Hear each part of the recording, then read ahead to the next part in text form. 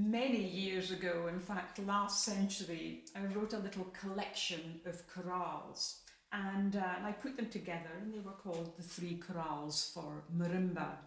And one in particular seems to have been very popular over the years, A Little Prayer. And the background to A Little Prayer is that when I started percussion at the age of 12 at school, we didn't have marimbas or vibraphones and things like that. But what we did have was a fairly old, rickety 3-octave xylophone. But of course, as a 12-year-old, it was something that really ignited the curiosity in me.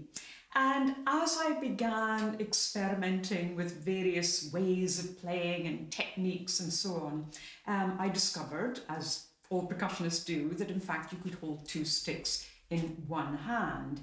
And I basically started, bearing in mind this was in the northeast of Scotland in a pretty remote part, and so we were not exactly drowning with music stores or with percussion books and method books, or we weren't showered with masterclasses and workshops and things like that. So it was very much, experimenting with stealing music from the piano repertoire and violin repertoire and so on.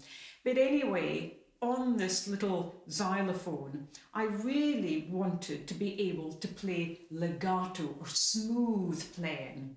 And that's quite a challenge on a xylophone, where basically it's so short and it's so sharp.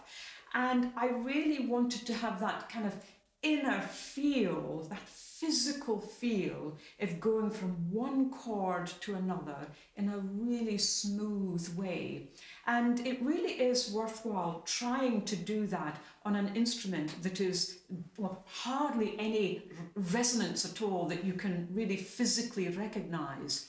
So, and I started experimenting with just a very simple harmonic sequence, progression as it were. And as I was playing it, people used to say, oh, that's very hymn-like, it's very chorale-like, it's almost like a prayer.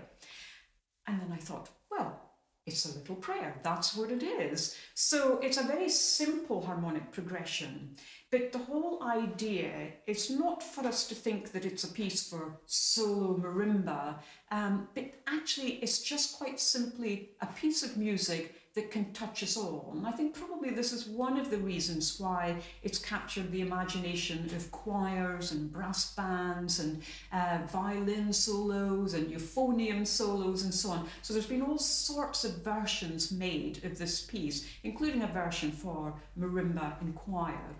But what's interesting about it is that, and I've experienced so many performances of it, and all of them have been really, really interesting and worthwhile. And it's important not necessarily to see this as a simple piece of music, but simply as a piece of music. When we begin this,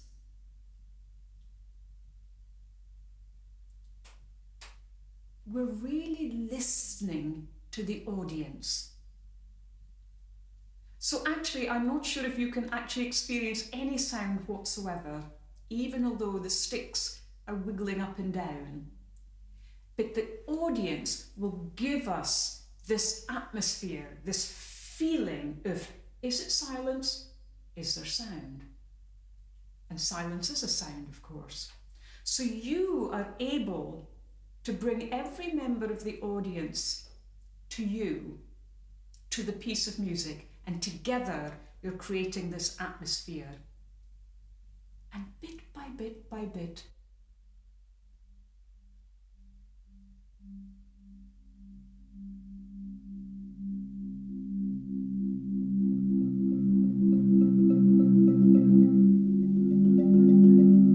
it's as though you're filling the audience, not just slam bang like that, but literally just gently, gently, gently, just spraying them, feeding them, whatever word you want to use, with sound, so that it reaches every part of their body. That's what's so important.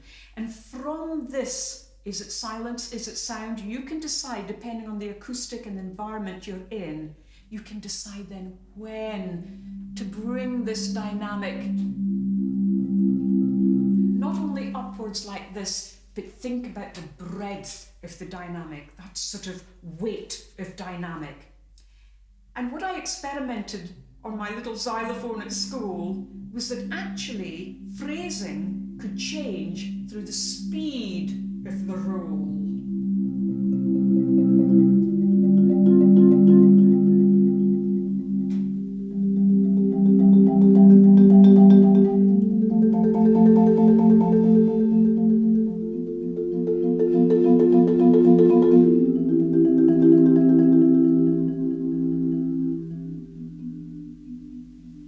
So you can see sometimes slow, sometimes fast, sometimes there's more weight there. So sometimes it's the speed of the roll that gives us the dynamic rather than us going up and down like this. So it's interesting to play around with that. For example, in the middle section of the piece, where we feel the whole choir coming in.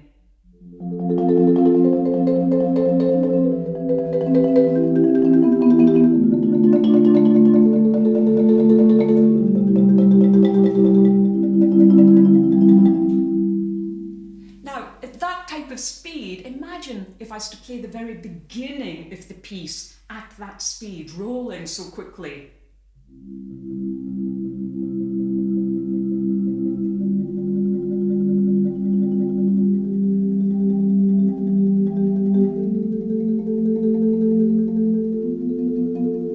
For me, that doesn't work at all, so you can tell the difference really. It's as though I'm suddenly on lots of coffee or something. So just really pay attention to the resonance of the sound. In the section where we've got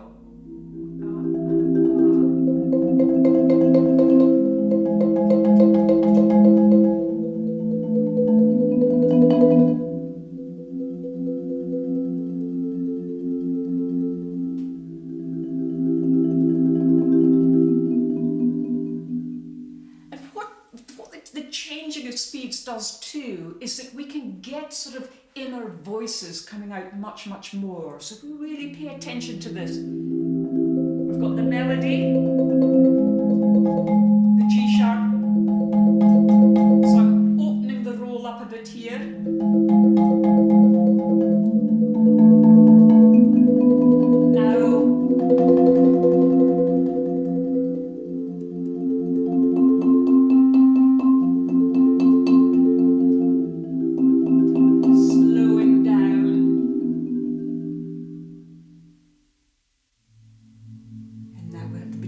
Tempo again with the roll.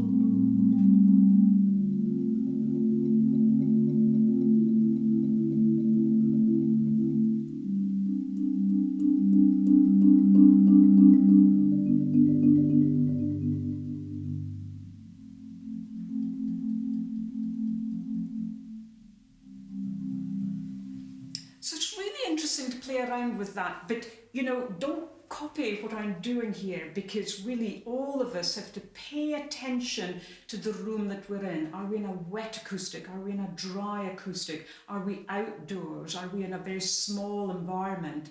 So, you know, it's really, really important to be completely flexible in how you approach the piece. You can decide whether you want a softer stick in the left hand or something different with the middle mallets, or something just a bit more weighty with the upper mallet.